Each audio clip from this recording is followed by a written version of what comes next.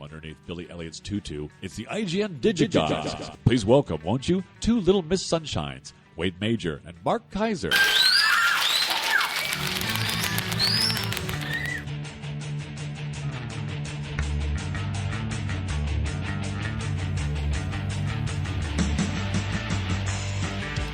I've never worn a tutu in my life. Mark? Have you worn a 3-3? How about a 4-4? Yeah, okay. I'm sorry. So it's a lot of interesting stuff's been going on in the digital world. Not necessarily DVD and Blu-ray, but streaming is it's really interesting. The fact that Starz did not renew their contract with Netflix. Did anyone think they would? I don't know, man. I think that's a really interesting development. I think Netflix is going to face a crossroads momentarily. Well, they knew it was coming. They knew, when all these rights agreements started expiring, they knew they were in big trouble because they got a lot of those rights originally. Yeah. All the studios, HBO, the whole lot of them. Yeah. Went for a song. Yeah. Because none of these studios had the infrastructure to create their own streaming service. Yeah. Now, 5 years later, here we go. That's it. Well, it's going to start crumbling. It's very interesting. I mean, in HBO, let's see what happens with HBO. We'll see what happens with Apple TV. See what happens with Google TV. All these things. I'm not feeling Apple TV. Apple already did a thing where you could download Disney movies for whatever. I don't know that I'm seeing that. I know a lot of people who love their Apple TV. Really? Yeah, I do. Thing is that Apple's tried to do a lot of Apple TV sort of. They've tried to do for television what they've done so successfully with music. With music, I know. But they really haven't done it. It's a different beast. It's a different beast. It is. They haven't cracked it. Yeah. Well, we got a real full show today. I got to tell you, this is the first show in something like 3 months where I feel like, all right, this is what I'm talking about. We got television, we got old movies, we got new movies. We have so many freaking classic movies that are suddenly on Blu-ray this week. It's unbelievable. If you want classic movies on Blu-ray, if you're sitting around going, when are all my favorite movies going to be on Blu-ray? You are going to be broke this week.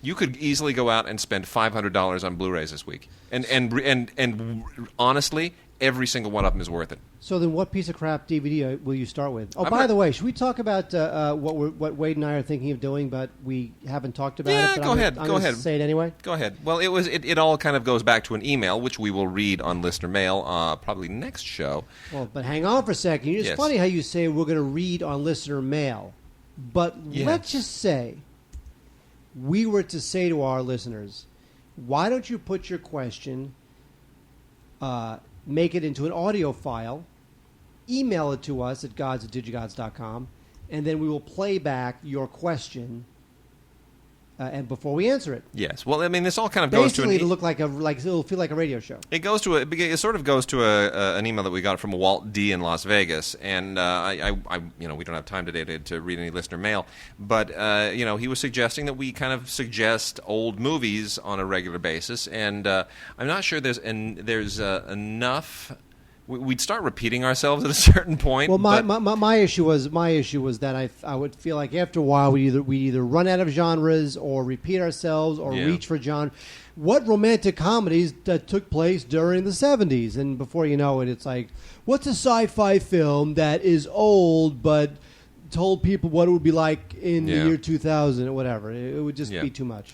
Well, anyway, but there's a latitude to do something there. I think it's interesting. So, anyway, yes. Well, from that, for some reason, yes, although one doesn't necessarily dovetail into the other, came the idea, instead of reading listener mail, why don't we have people email their questions as an audio file? They record the question, and they email it to us. Yeah. And we'll play it. Have at it. Like it's a call-in show. Yeah. So here's what we'd like you to do. This is not a contest. Oh, and by the way, new openings. We need new openings. We're about a month away from needing new openings. So send them to gods@digigods.com. New openings. We need them. That is true. We got plenty so far. Oh, yeah. Also, gods@digigods.com. If you have a question for us, and by the way, we'll know if the question is real.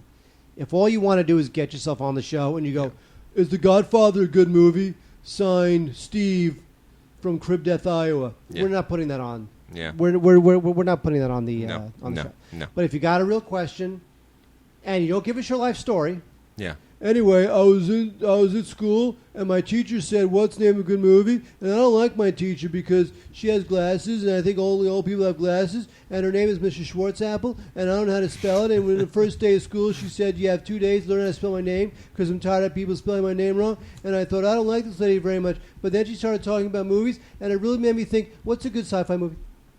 We're not. No. We're not playing that audio file. No. If you have a question.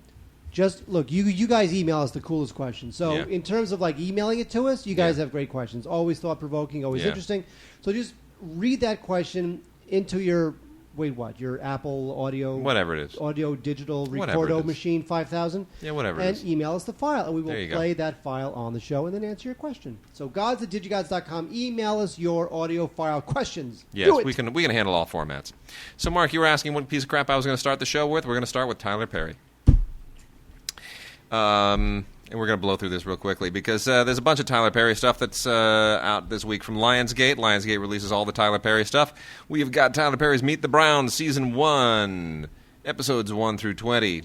The Tyler Perry TV stuff is just such a shadow of so many better shows. But you know what? It's branded with his deal. And you just stick. This could be Tyler Perry presents a lot of people just talking, and somebody would watch it. Anyway, this is season 1 of an incredibly mediocre show. Tyler Perry's name attached to it makes it golden.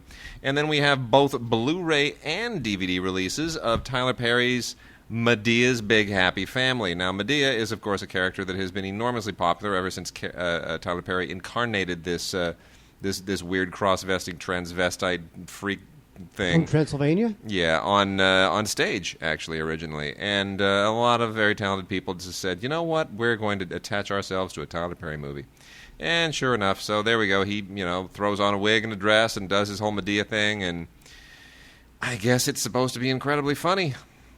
I don't know, but I don't find it all that funny. I don't find any. We've talked about this before. How much we both respect Tyler Perry and we hate. Why do you always tell me to put my mouth closer to the mic, but your mouth is like 8 inches away from the mic? Because you're hard to modulate. Why am I hard to modulate? I don't know. Something about that resonant masculine voice of yours. Too much testosterone running. Yeah. Anyway, and then lastly on the Tyler Perry thing is the play collection featuring Laugh to Keep from Crying. And this is actually not bad. This is why I'm kind of surprised that they don't do more of this, because Tyler Perry's stage stuff is actually, it's got a little edge, and it's got a little sass, and there's some decent stuff to this. So I would say of all of these, really check out Laugh to Keep from Crying. Tyler Perry is not in this. It's got a really good cast of people I have never ever heard of, but I'd like to see more of them.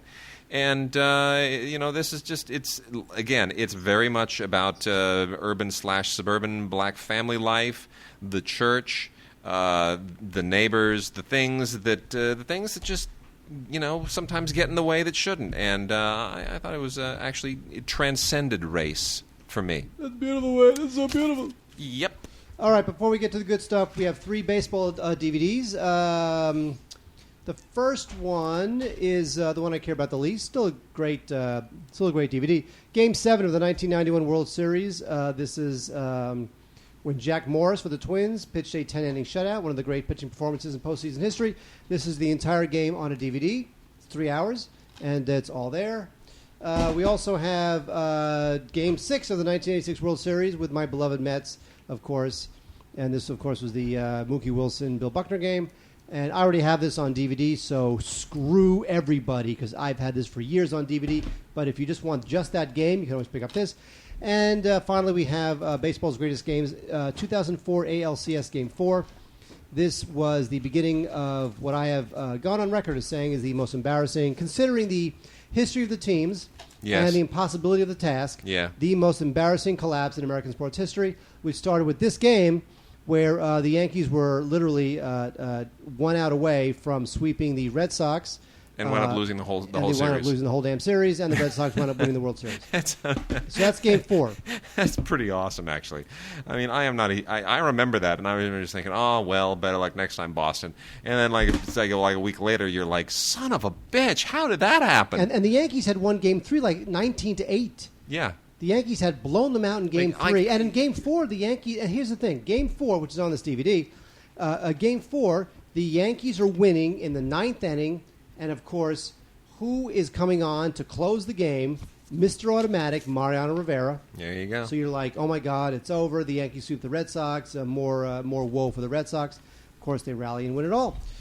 Yes, Wade? We're going to do a little foreign stuff here real quickly. Mark, you have a film there I know you're eager to get to because you're a big fan of that, and I'm less so. But I'm first going to recommend that people check out Jackie Chan in Little Big Soldier. This is a Blu-ray DVD combo from Wellgo, who is doing a lot of great martial arts stuff. I mean, they're really bringing the cream of the crop over from Hong Kong.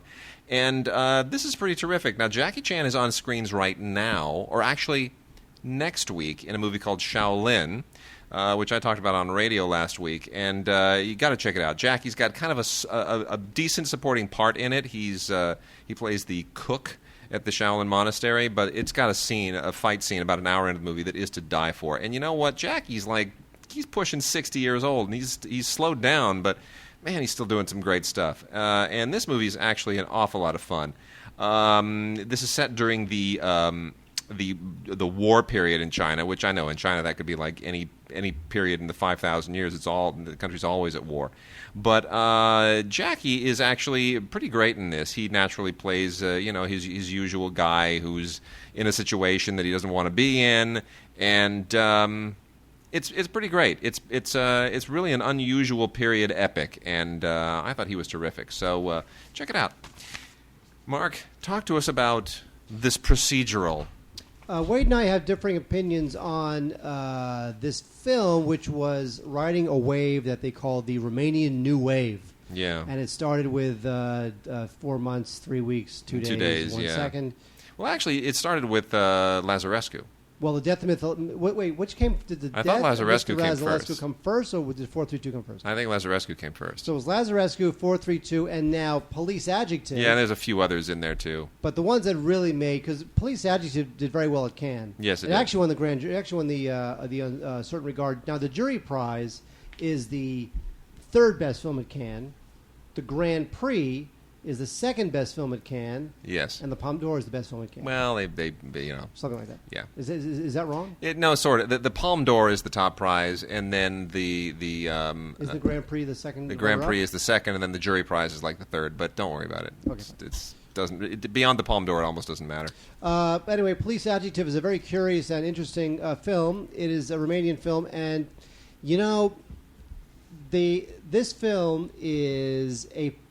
Wade and I just came from Contagion, the Soderbergh film, which we had kind of mixed feelings about. I liked it much more than he did. Now that's a procedural. Yeah. You want a procedural? Yeah. Watch Police Adjective. Yeah. Police Adjective is a rather long film. It's well over 2 hours. Actually, it's only an hour and 15. Well, an hour and 15 minutes? No. Was that its release? It's not a long film. But the thing is with the film is that in the movie, the cop who's investigating this particular minor crime, he sits in his car for 45 minutes. Yeah, it's true. That's all he does. Yeah. I mean, literally, this guy does nothing but stand around. Not a lot happens in this movie. Not a lot happens in the movie, which makes the last 20 minutes really interesting because in the film, the cop who's investigating this very minor crime winds up in this conversation with his boss about who is played by the same guy who was the abortionist in 432. Yes. Vlad Ivanovich, or however you pronounce it. They wind up arguing over the definition of conscience versus justice. Yes. And it's really interesting. That stuff is great. And the procedural stuff is great, but it really will try your patience. Yes. This is not Michael Bay time. So I like Police Adjective. I mean, that scene, he makes him pull out the dictionary and start reading words. Yes, he does. And Bob Kohler took extreme offense to all the jokes that were floating around the room when we voted, because there were people who were saying, maybe you could have read the phone book. There were a lot of jokes floating around the room, and Bob really took umbrage. Anyway, so there's that. Here's a foreign language film, and then we're going to move into just unbelievable classic stuff. Now that we've warmed you up. You got to see Troll Hunter before they remake it, and they are remaking it. You know that? They're remaking Troll Hunter. No, they're not. They're doing an English language remake of Troll Hunter. Don't go there. It'll have big budget special effects and won't be a fraction as good. This has low rent special effects, though they're pretty good. This is a Norwegian film, and as you know, trolls have a very treasured place in Norwegian lore. Trolls are part of Norwegian mythology, and the idea here is that, darn it, there are just these giant and all kinds of oddly shaped trolls all over Norway, and they're really causing problems. And so you got these 3 college students who decide to take their video camera out and see if they can kind of, get to the bottom of all this. And I got to tell you, it's they're basically trailing a guy whose job it is to track down trolls for the government and to put an end to all these problems. It's a true story. It is hilarious. It is really, really funny. It is very clever, very unusual, and you would think that it's just a little too specific to Norwegian culture and lore to actually. Especially when it gets to all this stuff about how they can smell the blood of Christians. It's very funny. It's really a charming film. You can check it out on Blu-ray. It's good on Blu-ray. It's from Magnet, the Magnolia genre line, but it should have been Magnolia proper. Really fun. See, sometimes Wade will surprise you. Oh, you want to give me that. Oh, 2 of my favorite movies.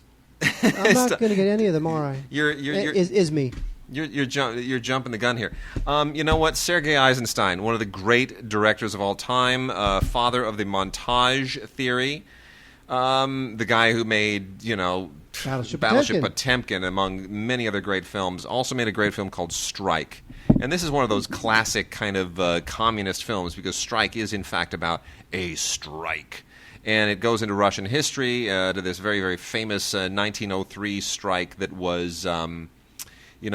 pivotal in sort of, or at least the way the Bolsheviks thought it was pivotal in sort of rallying the early sentiments for communism in Russia. Anyway, this was actually Eisenstein's very first film, and it is dazzling. It is impressive beyond all comprehension. Brand new and spankingly restored by the Cinémathèque de Toulouse. Not the Cinémathèque Française, but the Cinémathèque de Toulouse, Toulouse being a southern French city. Which I didn't even know had a Cinémathèque, and I once lived nearby. But this is fabulous. This is from the Kino Lorber line. And, man, it is, unlike a lot of Eisenstein, this film is short. It's only 89 minutes long, made in 1925. And the restoration is spectacular. You can get it on DVD or on Blu-ray. If you don't get it on Blu-ray, you're out of your mind. The DVDs should be sitting on the shelves, and the Blu-rays should be disappearing left and right. Great extras. Eisenstein and the Revolutionary Spirit, a kind of a half-hour look back from 2008, and a thing from 1923 called Gloomov's Diary, which is this weird little 4-minute experimental film that Eisenstein made in 1923. Not that impressive, but just sort of more novel than anything. But you know what? Blu-ray transfer, to die for, to freaking die for. It's so good. 1924, Wade. That's it. Or something like that. Yeah. All right, hang on. Hold on here. Let's see. What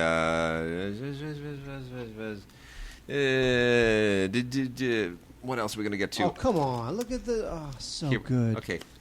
How about this? Fine. I like that movie. We got to mix it up here. X-Men First Class. I liked X-Men First Class. Yeah, X-Men First Class. I was really thrilled by this. This didn't do hugely well relative to the way that other X-Men films have performed. I think because the Brett Ratner directed third film in the previous incarnation was so dreadful, people didn't know what to expect. But this takes you back to the origins of Magneto and, Steve. Dr. X. Dr. Xavier, and I thought this was terrific. I really did. I thought it was absolutely terrific. Kevin Bacon overdoes it a little bit as the baddie in this one, but it's really interesting. Just from an X-Men lore standpoint, this film was absolutely intriguing. The Blu-ray is fabulous. I thank God that they didn't do this thing in 3D. It's absolutely terrific. And mostly middling extras here. It's all, kind of EPK behind-the-scenes featurette stuff, so nothing that's really going to blow you away. It's nice that there's an isolated score track, but it's not that brilliant of a score. Deleted and extended scenes, not that fabulous. So they really pile on the extras, but it's milquetoast extras. But you know what? It's a great film, and it looks fabulous on Blu-ray. And I don't say that about all 20th Century Fox stuff. They really seem to save their best engineers for their really good stuff. So, yeah, rock on. Rock on. What you shouldn't rock on is Henry's Crime. Now, Keanu Reeves is so rich he can do whatever he wants. So I I don't know why he does stuff like Henry's Crime. Maybe it, whatever. I don't know. But it's an interesting movie because it's sort of, it's like a heist film. It's kind of a romance, and there's some comedy in it too. It never 100% really comes together, but it's about a.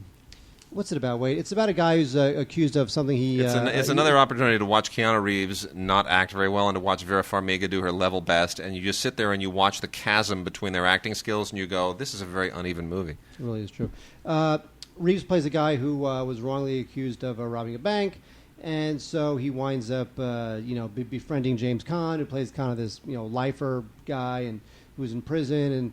Henry kind of finds his purpose while in prison. And, it's a little bit absurd. It's a little bit fun.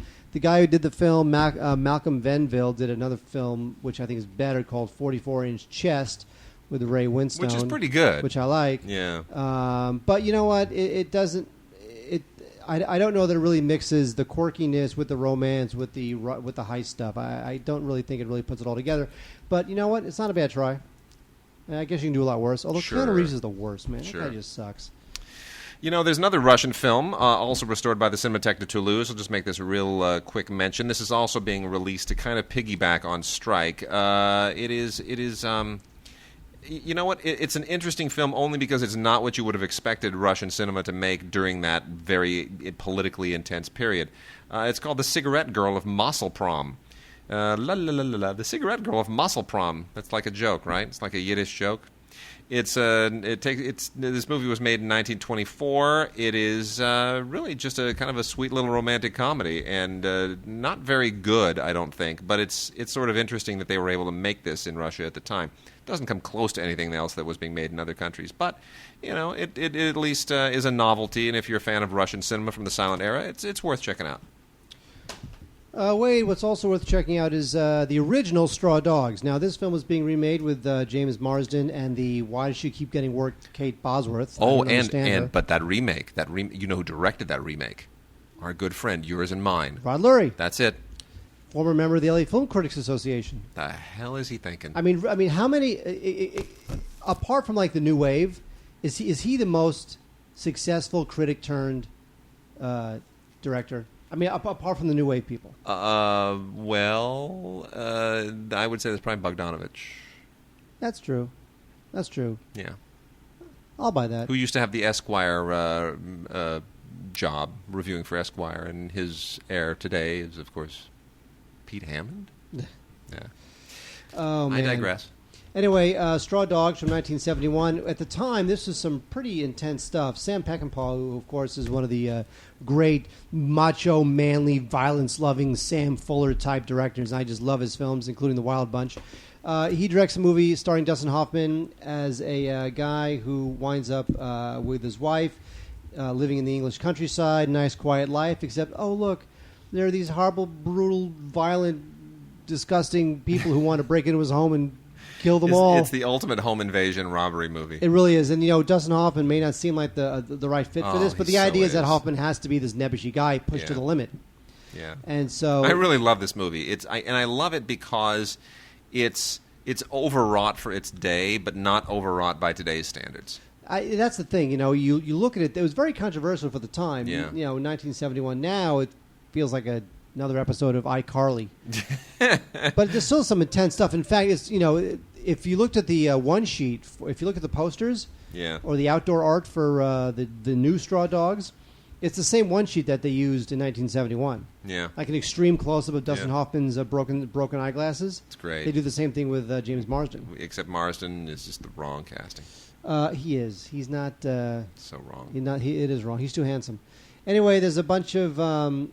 There was a Criterion version. Did Criterion come out with this? Was this a Criterion? They did at one point. I think I had the Criterion. Yeah, but they obviously weren't able to hang on to the Blu-ray rights. No, because this thing has no special features. None. I mean, it's lame. Well, it's a pump 'em out. We got a few of those MGM pump 'em outs. I got some Criterions to go through here. Oh, I know, Mark. But I know. I want it. Funky Wayne. You love this movie. I do. And I love this movie. We're going to fight over it. This is Lindsay Anderson's If. Now, that is If lowercase if ... Four dots. 4 dots, not 3. Why is there not 4 points of dots, ellipses? Wade? There's 4 because he was a rebel. Lindsay was a rebel, man. He just others use 3 dots. I'm going to use 4. Others use a capital I. I'm going to use an I, just a lowercase I. That's That lowercase guy if 4 dots. Kicking butt. You know what? Lindsay Anderson was one of the great directors of the angry young men period, otherwise known as British kitchen sink realism, the British New Wave. A lot of things to define it. Basically, it was a lot of guys in the 1950s who it's a vibrant time in European cinema. You got the French New Wave on the offing. You've got Italian neorealism. It was a really interesting period, and they were the guys who said we're not the same thing that the Italians and the French said, which is we're not going to make classical films anymore. We're going to make working class films. We're going to make stylistically daring films, cheap films. We're going to do whatever it takes. And people have looked at this film when it switches from black and white to color and back again and tried to figure out what Anderson was trying to say. You know what he was saying? We ran out of color film. We ran out of money. We could only afford black and white film to finish the movie. That's what he's saying. That's the honest truth. And the thing is that this thing wound up winning the Palme d'Or in the 1969 Cannes Film Festival. It's terrific. It is absolutely terrific. This was pre-Clockwork Orange Malcolm McDowell. Just a few years prior, the movie was made in 1969, playing a kind of a character that could very easily have morphed into Alex. It all takes place in a boarding school in the late 60s. And, it's all about just that rebel generation, those sensibilities that defined the 1960s. And this thing is really a remarkable Blu-ray. I mean, the black and white is crisp and the color is crisp, and yet it's gritty at the same time. And a terrific commentary on here with David Robinson and Malcolm McDowell. And McDowell is such a great raconteur. I mean, he's just so good. He loves doing audio commentaries. He does a lot. Oh, he loves them. And that one time he showed up at our awards, when he accepted the award for Altman, wasn't it? I think this was pre-Mark. Yeah. He accepted the Career Achievement Award for Altman. Did he? I think he did. And he accepted it for somebody. I'm pretty sure it was Altman. But he was terrific. He was just terrific. It was like, wow, what a gifted guy. I went to a birthday party where he was there. Really? Yes, I did. It was on the beach in San Diego, and he was there. And you walked up to him and you said, Willie, Willie, Willie, Willie, well. I pried his eyes open with toothpicks. With salad tongs. That's all I had. Well, there's a lot of other stuff on here, too. There's an episode from this Scottish television series called Cast and Crew that dates to 2003, which features a lot of people, including Malcolm McDowell, who were who worked on the film. And here's in one of those, oddly enough, you know who worked on the film? Wade Major. The director's assistant has gone on to be actually quite a very successful director in his own right. Steven Spielberg? You got the first name right. Stephen Frears? Right on. Yeah. Frears was the director's assistant on this film. I love that. Which is, it's like, wow, now things suddenly make sense. When I watch Stephen Frears films, I see a little bit of Lindsay Anderson in there now and again. And then there's also the documentary from 1954, Thursday's Children, which was directed by Lindsay Anderson and kind of, in many ways, seems to have set the tone for this. Richard Burton narrates it, and it's all about a school for deaf children. It's not about a crazy, prep school, but you sort of get you sort of get a sense that he's putting these pieces together. So anyway, it's great. If it's one of the great. British independent films of all time. One of the great films that it's satirical and it's clever and it's all about the hypocrisies of the public school system. So I think some people who listen to this podcast, especially in the class system of the UK at the time, which is what all the angry young men films are about. It's also more because it's more universal. It's more like what society claims to accept in terms of morals and ethics, and how society actually functions, which is to say, without morals and ethics. Brilliant. And then the other two criterions are both foreign language. One's a compilation and one's a single film. This is Jean Cocteau's Orpheus, Orphée, which everyone knows the Orpheus myth. It's been done and translated into a lot of different cultures and languages, but Jean Cocteau's amazing 1950 black and white version is kind of considered the cinematic poetic equivalent of, or at least the film version that rises to the level of the tale. And it's a great myth, and it's beautifully done. It's one of Cocteau's very best. It's right up there with Beauty and the Beast. It is, it has all of that great poetic imagery that just blows your mind, and amazing black and white photography. Audio commentary with James S. Williams here, who's a French film scholar. And, a lot of documentary on here called Jean Cocteau, Autobiography of an Unknown, which is really good, made in 1984. Video interviews, a 16-millimeter film called La Via Santa Sospir from 1951. Really, they loaded it up. It's a feast for Cocteau fans. And if that's not enough, the complete Jean Vigo. You were making fun of me before the show. I make fun of you before the show, during the show, after the show. You thought this was a movie about Viggo Mortensen. Jean Vigo is one of the great French directors of all time. He died young. He never was able to really have much of a career. He only made 4 films. And 2 of them are unbelievably short. And one of them is middle length, and one of them is a feature. A Propos de Nice was made in 1930. It's 23 minutes long. Taras from 1931 is 9 minutes long. Zéro de Conduite from 1933 is 44 minutes long. And then finally, 1934, he made his masterpiece, La Talente, 87 minutes, feature-length film, and then he died. And it's so tragic because you look at these 4 films, all of which are on this amazing Blu-ray, and you just see this budding talent, certain to be one of the great filmmakers of all time, and then he's gone. And it's so incredibly tragic. Even more so than Orpheus, this is a tribute to a single man and what he was and what he could have been, and the extras are phenomenal. There's a great conversation on here that was from 1968 between François Truffaut and Eric Romer, where they discuss La Talente and its importance. And you have to watch this. You've got to watch this. And then there's an amazing documentary from 2001 called Les Voyages de la Talente, where film restoration expert Bernard Eisenschitz, and I say that with all due respect, he gets right into the history of the film, and it's extraordinary. You just can't believe it. So it's a tribute to Vigo, and if you have never heard of Vigo, you've got to at least rent this, preferably own it. An unbelievable Blu-ray, classic films, La Talente and Blu-ray. I never thought I'd be saying that.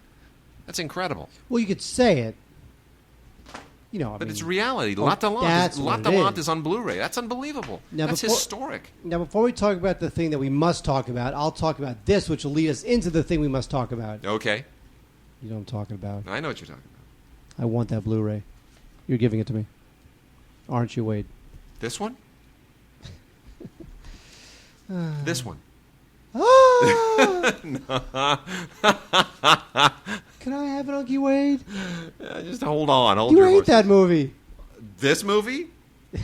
Oh my God, that too. I didn't realize we were talking about that. All right, we're getting far afield. All I know is that Wade had better give me one of those movies because I'm going to kick his ass if he doesn't. Yes, you can have Genevieve. Oh my God, it's all over. All right, Brian De Palma, I feel, might be in line for a reevaluation someday because yes, he will be. He did do a lot of good films. Lately, he's kind of lost it, and I really thought that Redacted was he Redacted? Yeah, the Redacted. I really thought Redacted would be a return to form. I did not like that movie. However, in 1980, he did a film called Dressed to Kill, which really helped cement him as sort of a real Hitchcockian, real, I don't want to say rip-off artist, but because I think De Palma would admit that he was very much influenced by Hitchcock and the precise camera movements and the visual details and whatnot. I think he would admit that. So let's just say that De Palma's career is more homage than rip-off of the master Alfred Hitchcock. But here we have Dressed to Kill with Michael Caine, Angie Dickinson, and Nancy Allen. In the film, Michael Caine plays a therapist, and the women in his life, including some of his patients, are getting killed. And who's doing it? Oh my God! You got to see it to find out. Good stuff. This is a good Blu-ray. It's an old film. It looks okay. I mean, it looks better than the DVD ever looked. There is a making of documentary, which is totally worth watching. There's an appreciation by Keith Gordon featurette, which is kind of interesting. And it's good stuff. Dressed to Kill, a good film from a director who needs to be reevaluated and really he needs his place reestablished. I agree. That's why we're going to talk about another De Palma film right now. Yeah. Oh, yes. Oh, my gosh. This is so much fun. This is so awesome. And on Blu-ray, I had forgotten how incredible John Alonzo's cinematography really was. I You don't mean, want that that dude knocked. Dude, Scarface, Al Pacino, limited edition, Blu-ray and digital copy in a metal freaking case, as it should be. That's metal, man, like gunmetal. This is just gorgeous. Forget the digital You don't want copy. it. Oh, I so want this. You do really? Oh, dude, you know how many times I saw Scarface in the theater? 2. 5 times. 5 times. I was on board before all the rappers adopted this thing. I was all about Tony Montana. But I want it so much. You cockroach. It's the best. I actually kept both original DVD releases of this, including the original crappy Universal release that had horrendous video transfer on it, just because it had a documentary on the film that the second release didn't have. Unky Wade. And then another one came out, and I kept them all, and I've just gotten rid of all of them. Because, you know what? Why do you forsake me? You know what? This is great. It's also got the TV version on it, which is useless but kind of funny. And they obviously threw it on just for kicks. You know what? What's on here is the Scarface phenomenon. Look, the movie is amazing. Yes, it's a little cheesy. Yes, the accent is overwrought. But you know what? This the whole movie, thing is overwrought. I mean, obviously, that's the point. Yes, that's the point. It's overwrought. That's it's the just, idea. Oliver Stone was trying to sort of reconcile himself to his cocaine habit. He loosely adapted the original black and white Scarface with Paul Muni. And, took what was at the time, I mean, the Muni film is sort of very, very loosely inspired by Al Capone. And he decided to make this guy a Cuban gangster, which is perfect, you know. He comes in on the boat lift, and the thing totally works. And, gosh, De Palma rocks it. He just rocks it through and through, and Alonzo rocks it. This was such a fun movie. That Giorgio Moroder music, this was like one of the last great Giorgio Moroder scores. You love Giorgio Moroder. Before everybody just said, that guy's music is cheesy. Well, this thing is a full-on 7.1 lossless soundtrack. Push it to the limit. Great song, great montage. Great song. And this documentary on the Scarface phenomenon it's totally comprehensive because it comes all the way to the present day, where it looks at this film's just bizarre and enduring mythology. You know, it's become more popular now almost than it was at the time. It's a fascinating thing. Anyway, tons and tons of additional features that have been on a lot of previous releases as well, and it even includes a bonus DVD of the original Scarface, the Paul Muni film from 1932. That's a DVD, not a Blu-ray. And some collectible art cards, which is sort of a throwaway thing. If you like that kind of thing, whatever. I love the fact that they included the 1932 version. I think it's great. Just like they included Magnificent Ambersons in the upcoming Citizen Kane Blu-ray. Absolutely. And as we are getting to 9/11 this week, Mark, the commemoration of the 10th anniversary of 9/11, why don't you tell us the very timely release that we have? Yes, when it was announced that there would be a movie called United 93, directed by Paul Greengrass, a lot of people were very upset because it was too soon. It was too soon for Hollywood to try to make money off of this tragedy, and Paul Greengrass had really taken on a it was gutsy challenge. It was gutsy. It was super gutsy. It was some people would say gutsy, some people would say disrespectful, some people would say impossible. But I tell you, this is a good movie. It's an amazing film. He really film. does it exactly. I mean, can you imagine this movie being done by like anybody else this way? No.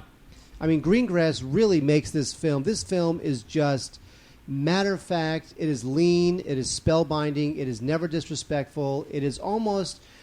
This is as close to almost a documentary feel as a fictional film will ever get. He did that in Bloody Sunday a little bit, which is, about a similar incendiary moment, although it's, part of Irish history and not really that impactful around the world. But he brought the same style to it, that same urgency. And it's interesting. We were talking about this on last Friday's Film Week. I was on NPR with Andy.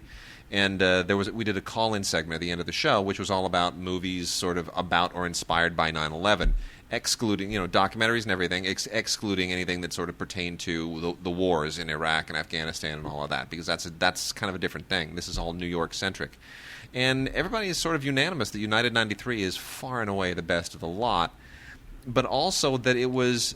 People thought it was too soon, but it wasn't too soon, and it wasn't too far after. It's just like I think if United 93 came out today, it would be too late. Well, and so it's because not the too soon, emotions not are too so late. raw. It came out at exactly the right time. And boy, that who knew? Zeitgeist. I mean, Kismet. it has there's no score. It's tremendous. It's very, and when you consider, I mean, it's an amazing achievement when you consider what it could have been. Yeah. When you consider True. how exploitative or manipulative or melodramatic or disrespectful it could have been. Very true. It's not, somehow it's none of that. Very true. Now, it looks great on Blu-ray, of course. Is this Saturday night viewing with the family? It is not. And in line with that, there is a documentary that we should recommend as well called Remembering 9/11. Not really a documentary, more a commemoration, a remembrance. And there's going to be a lot of this, and they'll be coming out repeatedly. And television on Sunday is just going to be nonstop, wall to wall. So obviously, people are going to get their share of this. They're going to get their fill, and it may be too much. And on a certain level, I'm not sure that I even want to watch a lot of this. But this is very well done. And if you just want to get something and kind of avoid the rest of television and pop a DVD in that will that'll sort of touch the right emotions without overly exploiting the 10th anniversary, this is not a bad one. This is pretty good. Remembering 9/11, a day that united the world. Mark, as long as we're on the subject of Scarface, there's another classic film from the 80s that's been released on Blu-ray. This is a Blu-ray digital copy combo as well.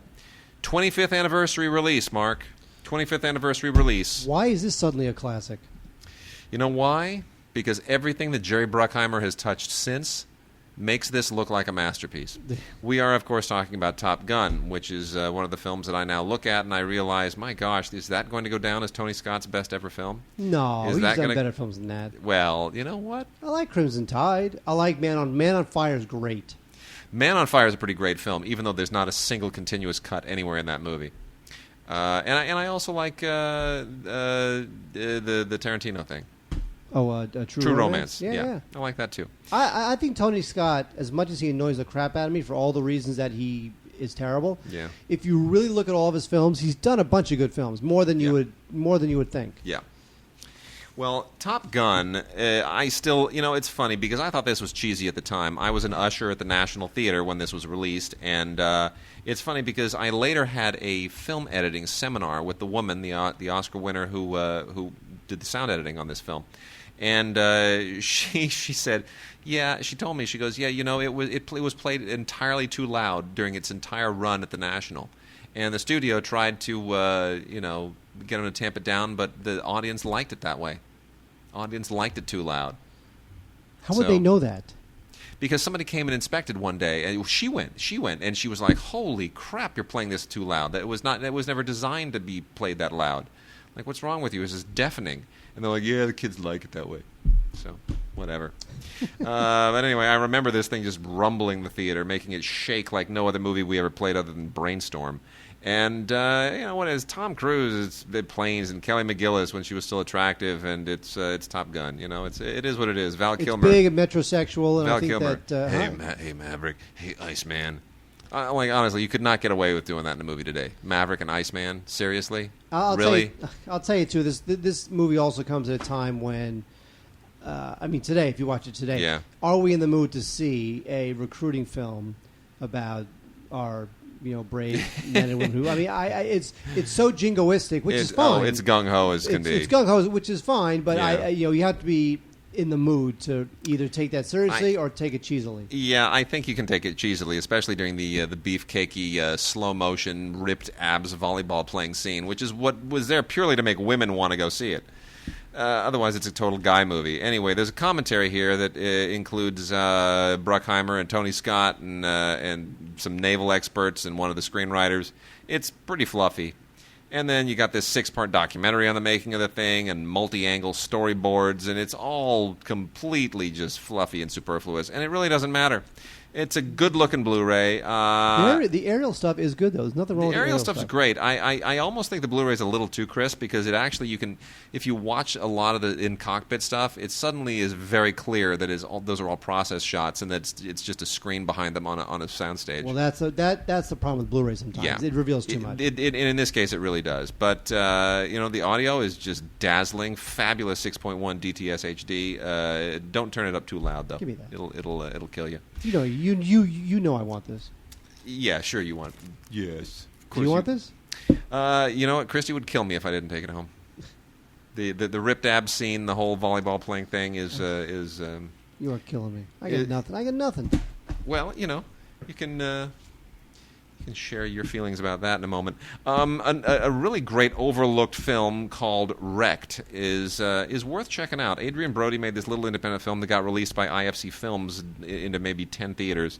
It really didn't have much of a run, but it's a pretty terrific little movie with a great concept, way better than things like Buried with Ryan Reynolds. Basically, Adrian Brody's a guy who wakes up in a wrecked car, has no idea who he is or how he got there. All he knows is there's a bunch of money in the trunk. And the story, the backstory slowly unfolds, and it's really very well done. It knows when to end the claustrophobia and to kind of crawl out of its own, colon. And it winds up being a pretty smart, tight little movie, but never tries to overplay the gimmick. And you definitely want to check it out. It's on Blu-ray and on DVD. Have not seen the DVD. They only sent us the Blu-ray. It's good, it's solid, but this is not a film that demands to be seen on Blu-ray. I would assume, just from having seen previous IFC DVD releases, that the Blu-ray and the DVD are fairly comparable. Wade, now they're going back and they are 3D-ifying older films. And you know what's funny is that Final Destination, they've made 5 Final Destination films. You realize that the original came out in 2009, and Final Destination 5 came out in 2011. Isn't that ridiculous? I mean, how could they do that? That's impossible. I don't know. I mean, it's right there on IMDb. I know. And the thing with the original Final Destination is that I think that of all the hooks for a teen horror film, I think this is one of the better ones. Oh yeah, far away. This kid has a premonition of his death at a race car rally, and of course he winds up saving the life of all his buddies. So he cheats death, but not death is out to get them. Right. I totally get that. Yeah. Does this need to be in 3D? Oh, no. I don't think anything needs to be in 3D. Now, the only thing with Final Destination 3D is that this DVD or Blu-ray does include the 2D version. So you get the 2D version, and you get the 3D version, and of course, on the back it does say, to watch the 3D version of this movie, you need a 3D TV, plus compatible 3D glasses, plus a Blu-ray 3D player, plus high-speed home cable. But if it has the 2D version, does it also have the Blair and the Joe versions? I know I said that too fast, and 2D became 2D. Thank you. I was able to make a Facts of Life joke. Yes. I mean, I don't mind the original Final Destination just because I think it's a good hook for a teen film, but the rest are terrible.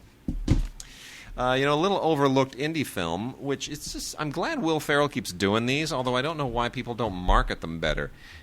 He's freaking Will Ferrell, for crying out loud. I mean, come on, Lionsgate, put a little money into this stuff. Everything Must Go was a little film that Lionsgate released, and it's actually quite smart. I wish I understood why they didn't choose to make a bigger deal out of it. This is based on a story by Raymond Carver.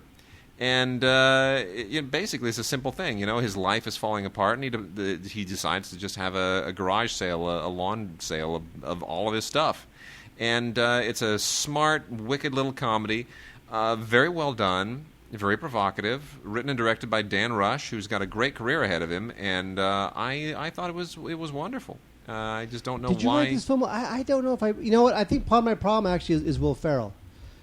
You know what? But who else would have done that part? Who would have brought the right mix of semi-seriousness and levity? Because it needs to be kept a little bit light, because otherwise this is a very depressing movie. No, it is, but I think that the thing is that when you cast him in the film, unless he really nails it and really surprises you with his ability to kind of make you feel for this character who's lost everything, you're going to go to that place when you see Will Ferrell. When you see Will Ferrell, you just go to that place. True. So he's got to really surprise you, and I don't know that he has the depth now to really sell that film. Maybe not, but I certainly enjoyed it. Hannah is kind of a wannabe from Nikita, and you know what? I wish Joe Wright would just not do this. Joe Wright, of course, is a great British director who did 2 very fine period films in a row. He did Pride and Prejudice. And then he did the one with the big long tracking shot. I forgot the name of it. Yeah, Atonement. Yes, Pride and Prejudice and Atonement. Great films, both of them terrific. Really solid, very nicely done, very creative. And then for some just bizarre reason, he turned around and he made one of the great abortions in recent years, which was the friggin' Jamie Foxx cello playing. That was yeah. The one called? based on the L.A. Times columnist. Yeah, Lopez. Yeah. Yeah, what was that thing called?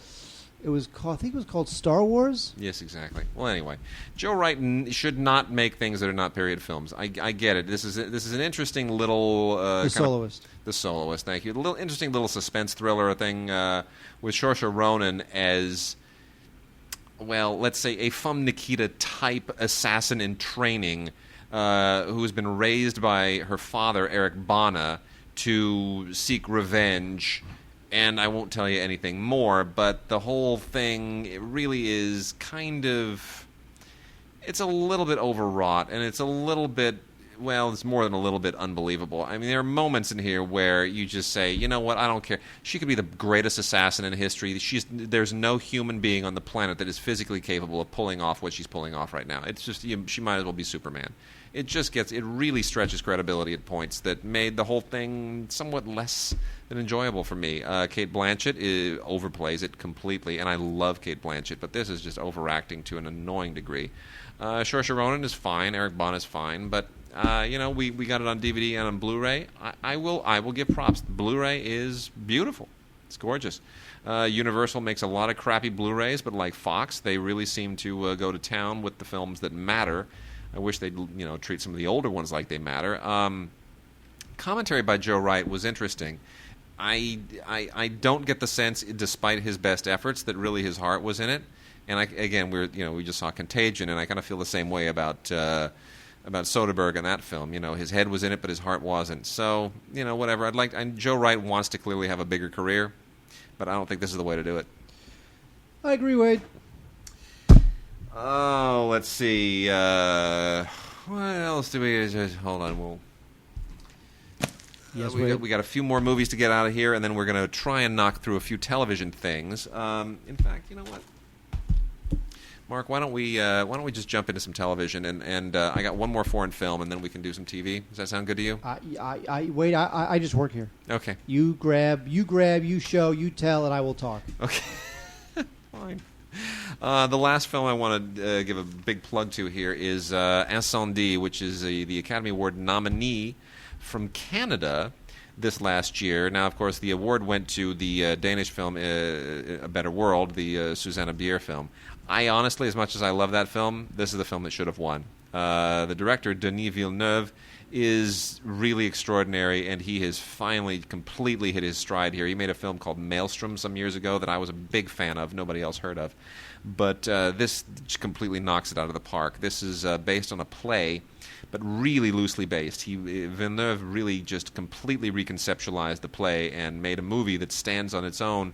This is an amazing story about a family torn apart by what appears to be the Lebanese civil war in Beirut, and it's really incredible where it goes. I will tell you nothing other than the fact that when this film finally wraps around and shows all of its cards, you're just going to sit there and you're going to gasp. It is so unbelievably phenomenal, so well directed. You will cry, you will gasp, your stomach will turn, and at the same time you will feel exhilarated. This pushes every button a human being can have.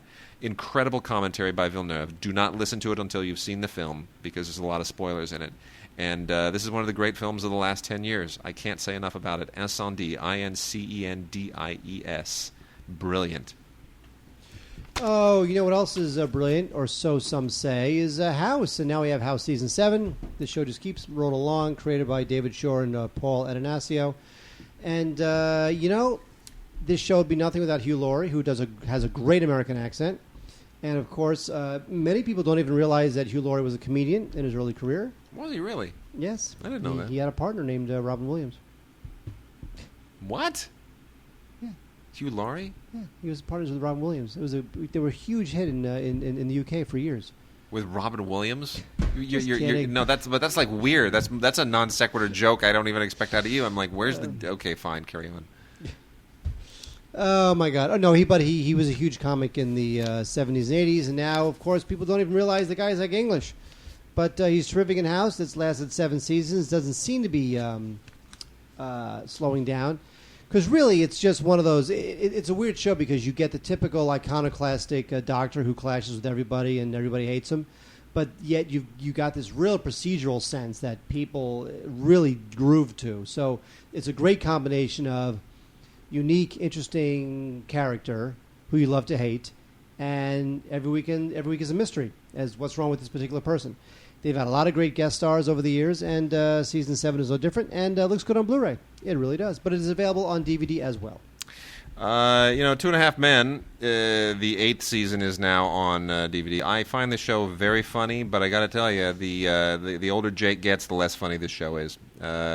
Jake he amuses me when he's a nasty young kid, but once he's a teenager and he's like, dating girls and whatnot, that doesn't work as well for me. A few funny episodes on here, some mostly involving Rose, frankly. Once the kid's not funny, all you got is Rose. That's the 8th season. What are you looking at? I'm seeing what other movies are out okay. in the world. And then we also have the first season of Sigmund and the Sea Monsters with Johnny Whitaker and that flaming head of hair. This is one of the Sid and Marty Krofft shows from the 70s that I just can't stand. Never enjoyed this one. I was always much more into, far-out space nuts and that kind of junk. But Sigmund and the Sea Monsters, I guess, still has something of a following. The Sea Monster itself was just horrendous. And speaking of horrendous, look at that snaggle tooth that the Sea Monster has. Awesome. Okay, what the hell was with the tooth that in Contagion that Jude Law. The Jude Law had? I love that because I couldn't stop looking at the tooth. Well, because it makes him much more of like this crazy, kooky guy. It's part of the. I guarantee you that Jude Law went to Steven Soderbergh and said, "I want a gap tooth. It's going to make me kooky. It's going to get me to that kooky space." And Soderbergh said, "Fine." Oh man! Don't you think? Yeah, but I hate. There's nothing I hate more. The pet peeve here, just so everyone knows, one of Wade's pet peeves is when actors who are very recognizable use prosthetic teeth to try and somehow make their character different. It was one of the problems I had with The Devil's Double. Did you see The Devil's Double? I did not. Okay, well that was one of the problems. Is that when he's he's the two guys, right? He's Uday Hussein and the guy who's his double. But Uday has like these screwed up teeth, so he puts the prosthetic teeth in. It drives me crazy. So when Nicole Kidman put on that phony nose for the hours, the nose is different. Teeth bug me. Noses don't quite bug me so much. Anyway, you're out of your mind. Somehow Parks and Recreation has lasted 3 seasons. That's bizarre to me. With the show, I think NBC is hoping it becomes like an Office thing where slowly, ever so slowly, it starts to get that 30 Rock respect that it didn't have for the first couple seasons. But look, this season 3, it finished airing in May, and already they got they have the DVD out. Jeez, it's not a Blu-ray. Well, it's a DVD. Now, NBC's pretty smart. They threw this thing out there with 3 extended episodes. Deleted scene, gag reels, Amy Poehler. It's got some clever moments, but I just think it just sort of limps along for me. It's not that great. I am inclined to agree. And then we also have the 3rd season of Fringe, which, frankly, I'm just blown away that this show lasted this long. This is another one of the, JJ touches everything and it turns to gold, it seems. Not everything, but certainly a few things. Piles of extras on here, and you know what? It's the X-Files all over again, basically. I don't know. The mystery is kind of gone in this season, and I guess there's a big fan following, but I don't quite get it. It's not that good of a show. It's not that well written. It's not that exhilarating. It doesn't have the X-Files thing. It doesn't even have the Night Stalker thing. It just but whatever. 22 episodes, and yeah, the Blu-ray looks absolutely gorgeous, spectacular. So what can you say? I'm not a fan, but it's at least it's one of those new shows that does everything that it can with the high def format. With that, I think we've run out of time. Mark, we're gonna have plenty to talk about next week as well. We got a lot of TV, oh my gosh, next week I got to call you and tell you some of the stuff. Hang on for a second. Just came. We have to remind people. Yes. That they're going to send us an audio file. Yes. Of their listener mail questions. Yes. To gods@digigods.com. Don't email us anymore. We want to try something. Yeah. to see whether you guys will latch on to this concept. But email us, text openings, new openings. We need new openings. Gods@digigods.com. So basically do all of our work for us. That's what we're saying. Of course.